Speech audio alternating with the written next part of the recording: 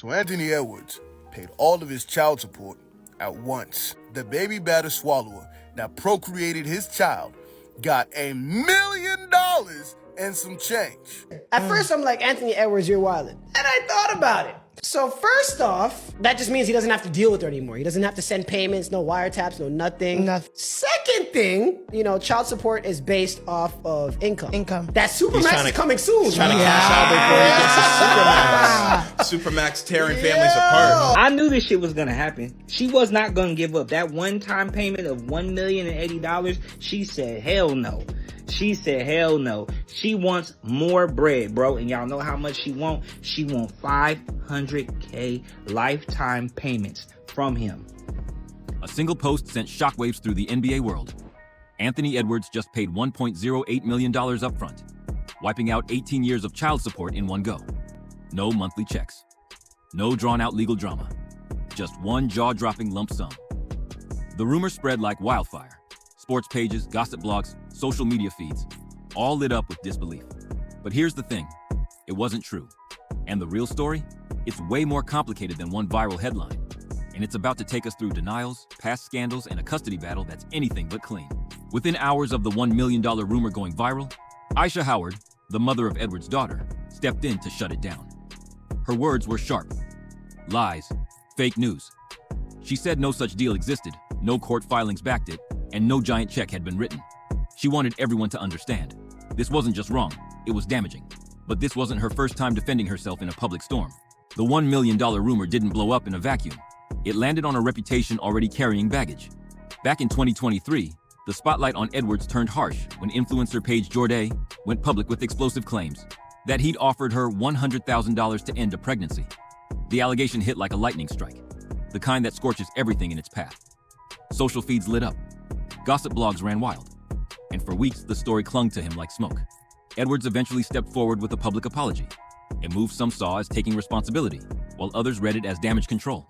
But in the world of celebrity perception, an apology doesn't erase the memory, it stamps it into the public timeline. So when a new headline came along, this time involving a child, a massive sum of money, and whispers of a backroom deal, people didn't just notice, they connected it to the past. They started drawing their own lines between the scandals, wondering if this was a pattern, a coincidence, or the latest chapter in a story that's been unfolding behind closed doors. And if the past was controversial, what came next would make the whole situation feel like it was spiraling into something even bigger.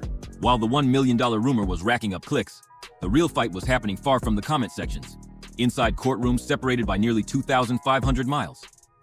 In Georgia, Anthony Edwards was pushing his case. In California, Ayesha Howard was making her own legal move. 2 different arenas, 2 different judges, 2 completely different playbooks. This wasn't just a custody case anymore. It was a legal chess match where every piece moved under a different set of rules. Every hearing in one state could be challenged in the other. Deadlines clashed, paperwork piled up, and each procedural delay fed the online whispers. Was one side shopping for a friendlier judge? Was someone stalling to gain leverage? Or was this just the slow grind of a system not built for cross-state battles? Meanwhile, the public didn't have patience for the slow drip of official updates. The longer the process dragged, the more people filled in the blanks themselves, speculating about secret negotiations, hidden motives, and backroom deals. Then, in the middle of all that uncertainty, came a demand so bold, it yanked the spotlight off the rumor and lit an entirely new firestorm. When the legal filings hit, the details landed like a thunderclap. Ayesha Howard wasn't just asking for child support. She wanted $500,000 upfront and a public apology from Anthony Edwards. In legal terms, it was bold. In the court of public opinion, it was explosive. Edwards' camp didn't sugarcoat their reaction. They called the ask outrageous, hinting that it wasn't about justice, it was about leverage. Whispers started swirling. Was this a negotiating tactic meant to force Edwards' hand? Or a line in the sand meant to send a very public message? Howard's supporters saw it differently. To them, this wasn't a shakedown, it was a stand. They framed it as a demand for security, accountability, and a public acknowledgement of wrongs that went beyond money. That clash of perspectives set the stage for a high-stakes showdown. One side convinced the request was an overreach, the other certain it was overdue. And as the headlines multiplied, one truth became clear. Whatever happened next would either end the standoff or turn it into a full-scale war. And if you think she's staying silent while being called a gold digger, think again. Here's Howard in her own words. There are just certain allegations that I will never, ever beat with you guys. I came into this situation with the status because I have a child by a very successful artist, right? From then, I'm viewed as a certain type of woman because I'm beautiful and I have a nice body. And normally women like that attract a certain caliber of men, which is also not my fault. And now that I am in yet another situation where I now have a child with another successful man, there's no telling you guys that I'm not a gold digger. You guys, it's no beating those allegations at all.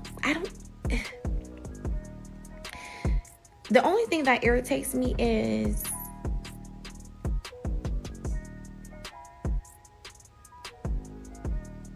I read comments that say, oh, you're a gold digger, or you kept the baby for a check.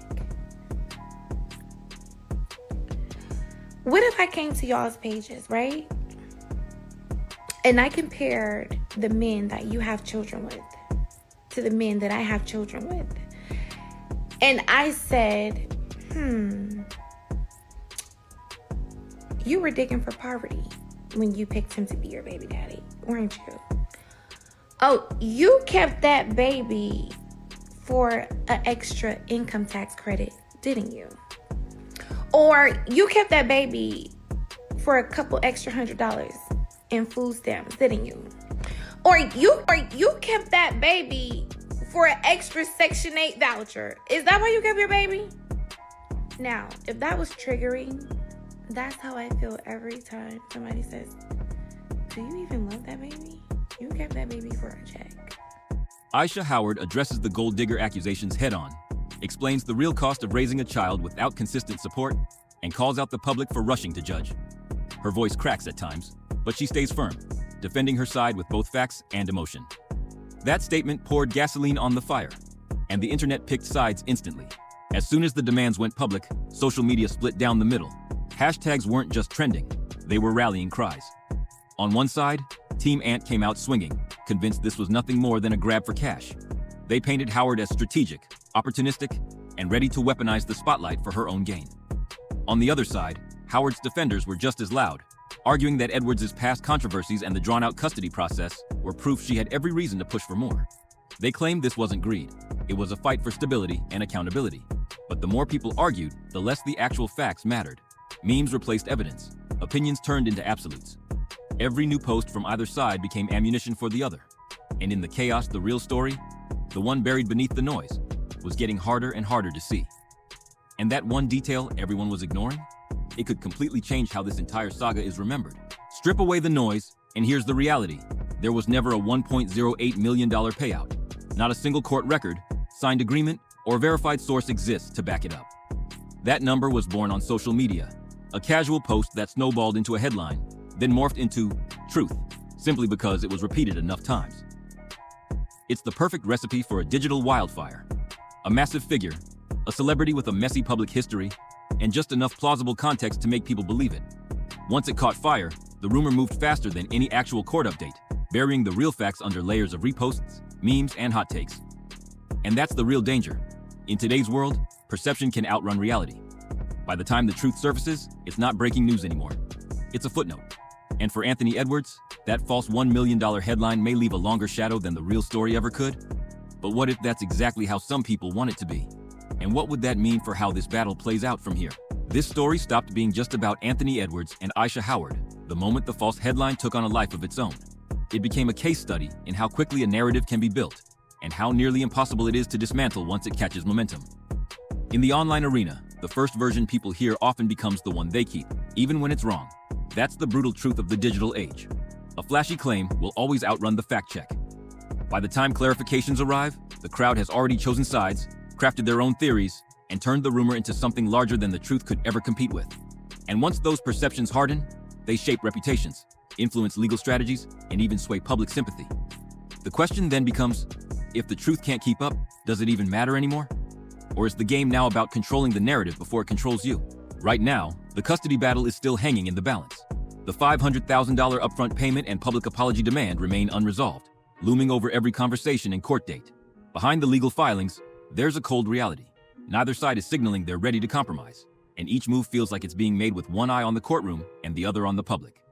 Online, the debate has only intensified. Every new headline reignites the war between supporters and critics. The longer the case drags on, the more theories are born. Whispers about strategic delays, behind-the-scenes negotiations, and whether this fight is as much about pride and perception as it is about parenting and support. And that's the danger in a high-profile dispute like this. The truth moves at the slow pace of the legal system, while the rumor mill runs at the speed of a retweet. By the time a verdict is reached, the public's narrative may already be set in stone. And in the court of public opinion, rewriting that story could cost far more than any check ever could.